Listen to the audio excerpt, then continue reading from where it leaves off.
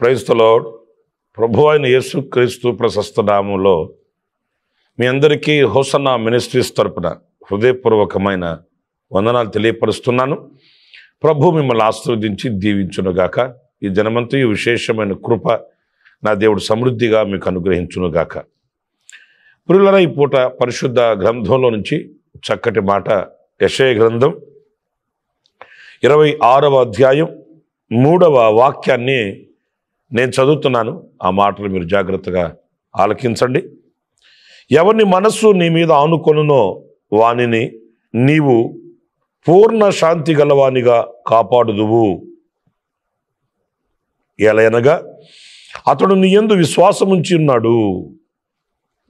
ప్రియులారా, చూడండి, ఈ వాక్యంలో ఒక వ్యక్తిని దేవుడు పూర్ణ శాంతి కలిగిన వానిగా కాపాడుతాడంటే, అంటే అతని బ్రతుకు దినములలో పూర్ణ శాంతి నిలిచి ఉండేటట్లు ఆయన వారిని అతని యొక్క జీవిత దినములలో అతన్ని కాపాడుకుంటూ వస్తాడు అనేది ఈ వాక్యంలో మనం గమనించాలి.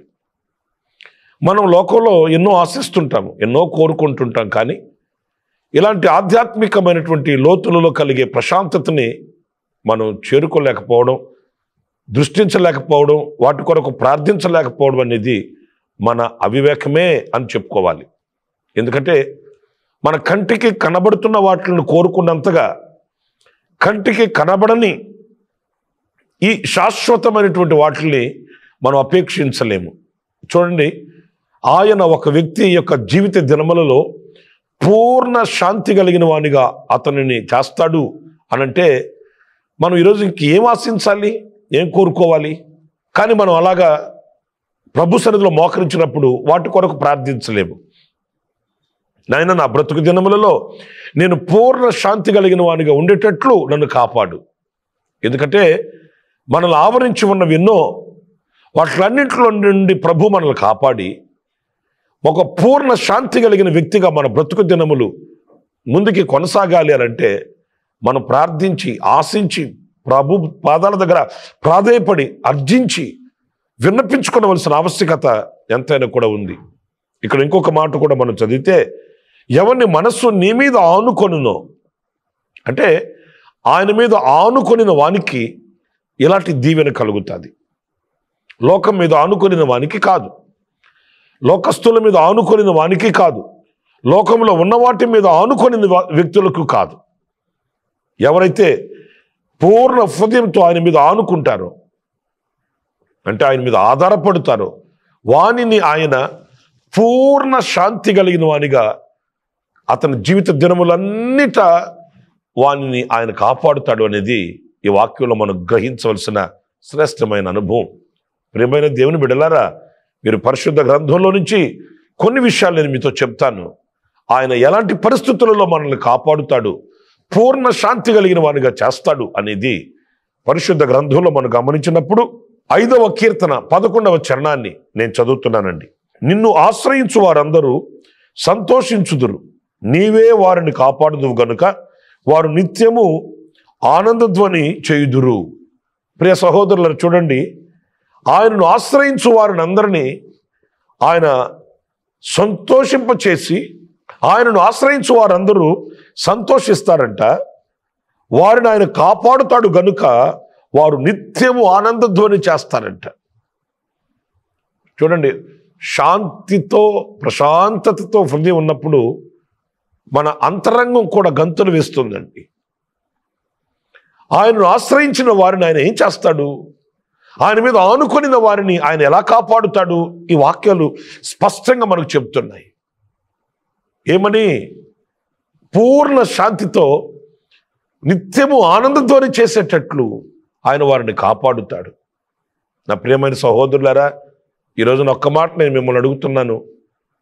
ఆయన చేత కాపాడబడిన వారమై, ఈరోజున నిత్యము ఇలాంటి ఆనందంతోని చేయుచున్న వారమై, సంతోష సమాధానాలతో మనం బ్రతకగలుగుతున్నామా అనేది మనం ఒక ప్రశ్న వేసుకోవాలండి. ఎందుకంటే అనేక పరిస్థితులు మనం ఎదుర్కొనవలసి వస్తుంది, తెలియని కొత్త మార్గాలలో నడవవలసి వస్తుంది, ఎన్నో శక్తికి మించిన పోరాటాలు మనం పోరాడవలసి వస్తుంది. విశ్వాస జీవితంలో ఎన్ని మనం ఎదుర్కొని ముందుకి కొనసాగవలనో నేను మీకు క్రొత్తగా చెప్పాల్సిన అవసరం లేదు. అయితే ఇలాంటి కష్ట పరిస్థితులలో, ఇలాంటి చీకటి అనుభవాలలో, ఇలాంటి ఆందోళనకరమైనటువంటి పరిస్థితుల మధ్య మనం ఎవరి మీద ఆనుకొని ఎవరిని ఆశ్రయించి ఉన్నాము, ఎలా బ్రతుకుతున్నాము అనే ప్రశ్నకి వస్తే ఇదిగో ఈ దినాన మరొక్కసారి మన శిరస్సు వంచి ప్రభుకి లొంగిపోవలసిన అవసరం ఎంతైనా కూడా ఉందండి. ప్రియులారా, డబ్బు ఉంటుంది, బలం ఉంటుంది, బలగం ఉంటున్నారు, జనం ఉంటున్నారు, ఆస్తులు ఉంటున్నాయి, అంతస్తులు ఉంటున్నాయి, భోగం ఉంటుంది, భాగ్యం ఉంటుంది. కానీ నెమ్మది ఉంటుందా? సంతోషం ఉంటుందా? ఈ రోజున కుటుంబపు వ్యవస్థలోనైనా వ్యక్తిగతంగానైనా ఆనందధ్వని చేయుచున్న ఆధ్యాత్మికమైన విలువలు మనలో కనబడుతున్నాయా అంటే ఇవే చెప్పుకోవలసిన విషయాలు. ఎవరిని మనస్సు ఆయన మీద ఆనుకొనినో వారిని పూర్ణ శాంతి కలిగిన వానిగా ఆయన కాపాడుతాడంట. కాపాడే దేవుడు మన దేవుడండి. యేసుక్రీస్తు చెప్పాడు, నేను గొర్రెలకు మంచి కాపరిని. ఎలాగా కాపాడుతాను ఆ గొర్రెల్ని అనంటే ప్రాణం పెట్టి కాపాడుతాడంట. ఆయన గొర్రెలకు ఏం చేయాలనో సమస్తం చేసి ఆయన వాటిని తన గుప్పిట్లో పెట్టుకొని ఉన్నాడు, తన హస్తగతాల్లో ఉంచుకొని ఉన్నాడు. అందుకే నా చేతిలో నుండి ఆ గొర్రెల్ని ఎవడు అపహరింపలేడు అని ప్రభువు చెప్పాడు. కాపాడగలిగినటువంటి శక్తి కలిగిన దేవుని మీద మనం ఆడుకుంటే, కాపాడగలిగినటువంటి శక్తి కలిగిన దేవుడిని ఆశ్రయిస్తే మనం ఆనందము చేత మనం నిత్యము ప్రభువును స్తుతించే వ్యక్తులుగా మనల్ని చేస్తాడు. పూర్ణ శాంతి మనకు కలుగుతుంది. ఈ రోజున జీవించే జీవిత అనుభవాలలో ప్రియమైన సహోదరులారా, దుఃఖంతోనే దినాలు గడపవలసి వస్తుంది. దుఃఖంతోనే, వేదనతోనే, ఆవేదనతోనే దినాలు వెళ్ళబుచ్చవలసినటువంటి పరిస్థితులు ఎదురవుతున్నాయి. ఒక దినం గడుస్తుందంటే మరొక దినంలో ఎలాంటి పరిస్థితులు మనకు ఎదురవుతాయో మనకు తెలియట్లేదు. అనేక మంది కుటుంబపు వ్యవస్థల్లో మనం చూస్తే కన్నీళ్లు కన్నీళ్లు కన్నీళ్లు, వేదన. నా ప్రియులారా, ప్రభు మీద ఆనుకుందాము, ప్రభుని వేడుకుందాము, ప్రభుని చేరుకుందాము, ఆయన ఇచ్చే శాంతి ప్రశాంతతను అనుభవిద్దాము.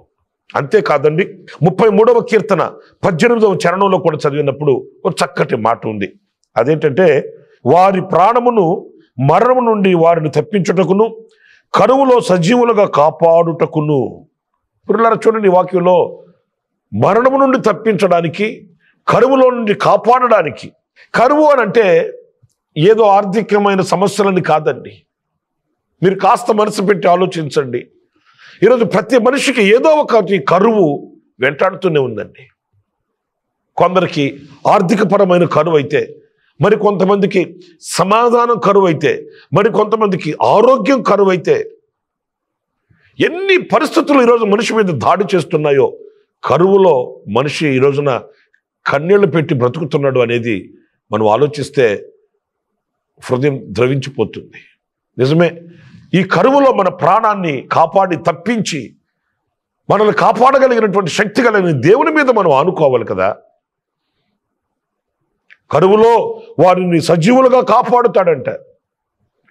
కరువు మరణానికి తీసుకుని వెళుతుంది, కరువు దుఃఖానికి తీసుకుని వెళుతుంది, కరువు అసంతృప్తికి తీసుకుని వెళుతుంది, కరువు మన బ్రతుకులో నిరాశకి మనల్ని గురి చేస్తుంది. అలాంటి పరిస్థితులలో నుంచి ఆయన మనల్ని కాపాడుతాడంట. చూడండి, మనకు బాహ్యంగా కనబడేవి కొనైతే అంతరంగికంగా మన మనసులో మదనపడుతున్న విషయాలు ఎన్నో ఉంటాయండి. ఆ కరువుని గుర్తించగలిగినటువంటి శక్తి మన ప్రభు అయిన యేసుక్రీస్తుకు మాత్రమే ఉంది. ఎందుకంటే ఆయన మనసెరిగిన మహారాజు, మనిషి మనసుని అర్థం చేసుకోగలిగిన వాడు, మనిషి మనసులో ఉన్న ప్రతి చీకటిని చూడగలిగిన వాడు. ఆయనకి మరుగైన చాటైన చోటు ఏమీ లేదండి. నా ప్రియమైన సహోదరులారా, ఏ కరువు మిమ్మల్ని మరి పీడిస్తుందో నాకు తెలియదు, ఏ కరువులో మీరు కన్నీళ్లు పెడుతున్నారో నాకు తెలియదు, ఏ కరువు మిమ్మల్ని వేధించి బాధించి హింసించి కృంగదీసి అణగదొరుకుతుందో నాకు తెలియదు. ఇదిగో నా ప్రభు చెప్తున్నాడు, నేను మిమ్మల్ని కాపాడుతాను అని దేవుని వాక్యం చెప్తుంది. ఎవరి మనసు ఆయన మీద ఆనుకొనునో వానిని ఆయన కరువులో నుండి కాపాడుతాడు. ఆ కాపాడే శక్తి కలిగిన దేవుడు మన ఎదుటి నిలిచి ఉన్నప్పుడే ఆయనకు అప్పగించుకోవాలి, ఆయన మీద ఆనుకోవాలి. కొంతమంది అన్నిట్లో ఓడిపోయిన తర్వాత, అన్ని అనర్థాలు జరిగిన తర్వాత ఇక మన వల్ల కాదు, మనం ఏమి చేయలేము అనే స్థితికి వచ్చిన తర్వాత దేవుడు ఎక్కడున్నాడు? ఆయన మీద ఆనుకుందాం, ఆయన వేడుకుందాం, ఆయనకు చెప్పుకుందాం, ఆయనకు ప్రార్థించుకుందాం అని అప్పుడు వెళుతారండి. తన ప్రయత్నాలన్నీ విఫలమైపోయిన తర్వాత, తన ప్రయత్నాలన్నీ కూడా ఓడిపోయిన తర్వాత కాదు. నా ప్రియ సహోదరులారా, ఇదిగో ఈవేళ ఈ మాటలు వింటున్న ఈ సమయాన ఉన్న పాటున్న ప్రభువా, నాకున్న కరువు నీకు తెలుసు, ఈ కరువులో నుంచి, ఈ కరువు కాండలో నుంచి నన్ను విడిపించమని, తప్పించమని కోరుకుంటే నిశ్చయంగా నా దేవుడు ఆ కరువులో నుంచి ఆయన కాపాడుతాడు, తప్పించి, విడిపించి, నడిపించి సజీవునిగా నిన్ను ఉంచుతాడు అనేది లేఖనాలు చెప్తున్న సత్యం. ఇంకొక విషయాన్ని కూడా నేను మీకు జ్ఞాపకం చేస్తాను. అది కీర్తనల గ్రంథం 64వ కీర్తన మొదటి వాక్యాన్ని నేను చదువుతున్నానండి. దేవా, నేను మొరపెట్టగా నా మనవి ఆలకింపుము, శత్రు భయం నుండి నా ప్రాణమును కాపాడుము. శత్రు భయం నుండి. నిజమే, ఈ రోజున శత్రు భయం చేత ప్రతి మనిషి అల్లాడిపోతున్నాడండి. శత్రువు అంటే వెనకింటోళ్ళు, ముందింటోళ్ళు, పక్కింటోళ్ళని కాదండి. మనకు ఒక శత్రువు ఉన్నాడు, వాయుమండలాధిపతి. వాడు ఎవరిని విడిచిపెట్టడు. ఎందుకంటే ప్రభు అయిన యేసుక్రీస్తునే దర్శించాడు. వాడు శోధించడానికి యేసుక్రీస్తు దగ్గరికి వెళ్ళాడు. ఆయన శోధించడానికి పూనుకున్నాడు. ఆయన శక్తి కలిగినటువంటి, ప్రభావము కలిగిన మాట చేత సాతాన్ని తరిమి కొట్టాడు. నా ప్రియమైన సహోదరులారా, గమనించండి. యేసుక్రీస్తు ఆకలిగా ఉన్నాడని తెలుసుకున్నాడు. ఈ ఆకలిని ఆధారం చేసుకొని ఆయనను శోధించడానికి వెళ్ళాడు. మీకు మాట చెప్పనా, మనం దేనిలో బలహీనమవుతామో, దేనిలో సందిగ్ధాల మధ్య ఉంటామో, సమస్యల మధ్య ఉంటామో దానినే ఆయుధంగా చేసుకుంటాడు సాతానుగాడు. వాడు మనల్ని ఊరికనే దర్శించడండి. మనం ఏ విషయంలో బలహీనులమై ఉన్నాము, ఏ విషయంలో కృంగి ఉన్నాము, ఏ విషయంలో ఆలోచిస్తున్నాము, ఏ విషయంలో కలత చెంది ఉన్నామో దానిని గుర్తించి దానిని ఆయుధంగా చేసుకుంటాడు, దానిని ఆసరాగా చేసుకుంటాడు. మెల్లగా మన దగ్గరికి ఆడు సమీపించి ఆడు మనం శోధిస్తాడు. అందుకే వాడికి తావివ్వకూడదండి, వాడికి చోటు ఇవ్వకూడదు. జాగ్రత్త కలిగి ఉండాలి. మనం యేసుక్రీస్తు ఆకలితో ఉన్నాడని తెలుసుకొని ఈ రాతిని రొట్టెలుగా చేసుకొని తినమంటాడు. అన్ని విరోధమైన కార్యక్రమాలే వాడు చెప్పేది. రాళ్ళను రొట్టెలుగా ఎట్లా చేసుకుంటారు? వాడు చెప్పే మాటలన్నీ వాడు మనల్ని సందిగ్ధాల మధ్య పెట్టే అనుభవాలు ఎలాగే ఉంటాయండి. ఈ రాళ్ళను రొట్టెలుగా చేసుకుని తినమంటాడు, ఈ కొండ మీద నుంచి కిందకు దూకే అంటాడు. అన్ని అనర్థాలే, నాశనకరమైన అనుభవాలే వాడు చెప్పేది. అవి మనం గుర్తించాలండి. యేసుక్రీస్తు వాక్యం చేత వాడిని జయించాడు. నిజమే నా ప్రియ సహోదరులారా, ఆ శత్రువే మన శత్రువు కూడా, ఆ విరోధియే మన విరోధి కూడా. మనం వాడితో పోరాడుతున్నాము. అయితే వాడి చేతిలో నుండి ప్రభు మనల్ని కాపాడుతాడు. ప్రభు వాక్యమే ప్రభు. ఆయన మనల్ని కాపాడుతాడు. ఎప్పుడు కూడా సాతాను చేతికి ఆయన మనల్ని అప్పగించడు. మన ఎదుట నిలిచిన ఈ పోరాటంలో నిత్యము ప్రభు మనకు తోడుగా ఉంటాడు. ప్రియ సహోదరులారా, నా వ్యక్తిగత అనుభవంలో కూడా గత 47 సంవత్సరాలు, ఈ రోజుతో నాకు 47 సంవత్సరాలు సంపూర్తి అయి 48వ సంవత్సరంలోకి అడుగుపెట్టానండి. దేవుని మహాకృప, ఆయన నామానికి మహిమ కలుగును గాక, ఆయన నామం స్తుతింపబడును గాక.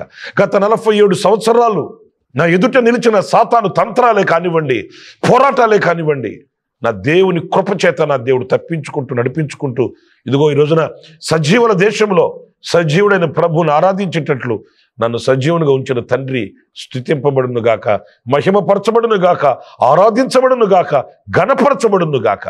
ఈ 47 సంవత్సరాలలో దేవుని కృపను అనుభవించిన వ్యక్తిని, దేవుని ప్రేమను అనుభవించిన వ్యక్తిని, ఆయన కాపుదలలో నిలిచి ఈనాటికి సజీవునిగా నిలిచి ఉన్నవాడిని అనంటే, అదిగో నన్ను కాపాడు దేవుడు, సర్వశక్తి గల దేవుడు, నన్ను కాపాడుచున్న దేవుడు, మహిమ కలిగిన దేవుడు. మహిమ ప్రభావములతో ఆయన నన్ను కప్పి ఈనాటికి సజీవునిగా ఉంచాడు. నేను కృతజ్ఞుడును, ఆయనకు శిరస్సు ఉంచి నమస్కరిస్తున్నాను.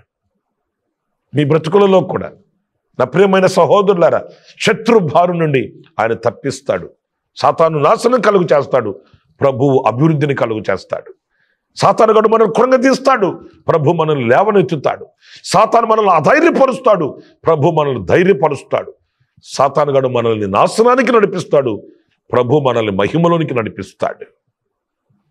ఆ సర్వశక్తి కలిగిన ఆ దేవుడు మనల్ని విడిపించి ఆ శత్రు బారిన పడకుండా మనల్ని కాపాడుతాడని వాక్యం చెప్తుంది. అలాగైతే మనం ఎవరి మీద అనుకుంటున్నాము? ప్రభు మీద అనుకుంటున్నామా? మనుషుల మీద అనుకుంటున్నామా? లోకం మీద అనుకుంటున్నామా? లేక ప్రభు మీద అనుకొని ఆయనతో నడిచి నిలిచి ఆయనతో సాగి వెళుతూ ఆనందించాలని కోరుకుంటున్నాం అనేది మనం తీర్మానం చేసుకోవాలి. ప్రార్థిద్దాం. తల వంచండి, కళ్ళు మూయండి. కృపా సత్య సంపూర్ణుడా, జీవాధిపతి అయిన ప్రభువా, మీకు వందనాలు చెల్లిస్తున్నాను.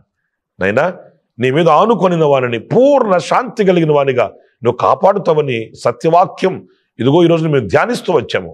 నిజమే, మీరు మమ్మల్ని కాపాడినప్పుడు మేము నిత్యము ఆనందధ్వని చేస్తామని లేఖనాలు మేము చదివాము. ఆ ఆనందం, ఆ సంతోషం, ఆ శాంతి, ఆ సమాధానం మాకు కావాలి నాయనా. మా బ్రతుకు దినములన్నిట ఈ పూర్ణ శాంతి మేము అనుభవిస్తూ ముందుకి కొనసాగడానికి మీరు మమ్మల్ని కాపాడాలి. మా బ్రతుకు దినములన్నీ మీరు మాకు కాపురివై మమ్మల్ని నడిపించాలి స్వామి. లేకపోతే లోకంలో మాకు కాపుదల లేదు. కరువులో మా ప్రాణమును కాపాడే దేవుడవు నాయన. ఎన్నో కరువులు లోకాన్ని ఏలుబడి చేస్తున్నాయి, ప్రజల్ని ఏలుకుంటున్నాయి నాయన. ప్రతి మనిషి గుండెల్లో ఏదో ఆవేదన, ఏదో ఒక కరువు చేత కన్నీళ్లు పెడుతూనే ఉన్నాడు. ఈ కరువులో నుంచి మమ్మల్ని విడిపించి నడిపించే సజీవులుగా కాపాడే దేవుడువు. అందుకు నీకు స్తోత్రాలు చెల్లిస్తున్నాను. ఆ రీతిగానే శత్రు భయం నుండి మమ్మల్ని తప్పించే దేవుడువు, కాపాడే దేవుడువు నాయన. మా శత్రు మమ్మల్ని హరించాలని, మమ్మల్ని కృంగదీయాలని, మమ్మల్ని నాశనం చేయాలని సాతానుగాడు కంకణం కట్టి తిరుగుతున్నాడు. కఠినాత్ముడు, కరుణా సంపన్నుడా యేసయ్యా, మీ యొక్క కృప మా ఎడల విస్తరింపచేసి మీరు మమ్మల్ని కాపాడండి. మీరు కాపాడకపోతే మేము కాపాడబడలేము. మీరు దీవించకపోతే మేము ఆశ్రదకరంగా ఉండలేము. మీ కృప లేనిదే క్షణమైన మేము బ్రతుకలేము నాయన. నా వ్యక్తిగత అనుభవంలో గత 47 సంవత్సరాలు చాచిన మీ రెక్కల నీడలు దాచి కాచి కాపాడారు నాయన. సజీవునిగా ఉంచారు, ఆరోగ్యం ఇచ్చారు, కాపుదలు ఇచ్చారు, భద్రతనిచ్చారు, సంరక్షణ కలుగు చేశారు. ఆవరించి, ఆదరించి, ఉద్ధరించి, ఎత్తుకొని, హత్తుకొని, ముద్దాడుతూ పోషిస్తూ వచ్చిన నా తండ్రి, మీకు స్తోత్రాలు చెల్లిస్తున్నాను, స్తుతి చెల్లిస్తున్నాను. మీ కొరకై సాక్షిగా పత్రికగా బ్రతుకుటకు కృపను అనుగ్రహించమని, నేను ఏమై ఉన్నానో నీ కృప తప్ప వేరొక్కటి లేదు నాయన. ఇదిగో నన్ను కూడా మీకు అప్పగించుకుంటున్నాను. ఇదిగో ఈ మాటలు వింటున్న నీ బిడ్డల విచారణ సమర్పిస్తున్నాను. మీరే కాపరిగా ఉండి నడిపించమని, దివ్య స్నేహిత మీకు తల ఉంచి శిరస్సు వంచి మీకు లొంగిపోతున్నాను ప్రభువ. మీరే నా సర్వమై ఉండి నడిపించమని మమ్మల్ని కూడా మీ చెడు సమర్పించుకుంటూ యేసు ప్రశస్త నామములో ప్రార్థన చేసి వేడుకొనుచున్నాను తండ్రి. ఆమేన్, ఆమేన్. ప్రభు మీకు తోడై ఉండి నడిపించునుగాక. ఈ దినమంత విశేషమైన కృప నా దేవుడు సమృద్ధిగా మీకు అనుగ్రహించుగాక. ఆమేన్, ఆమేన్. ప్రతి దినము ఈ అనుదిన కృపాను సందేశాల కొరకు, ఇంకా మరిన్ని ఆత్మ సంబంధమైన సందేశాల కొరకు ఈ మా యూట్యూబ్ ఛానల్ ని సబ్స్క్రైబ్ చేసుకోండి. Pastor Ramesh, hosanna ministries.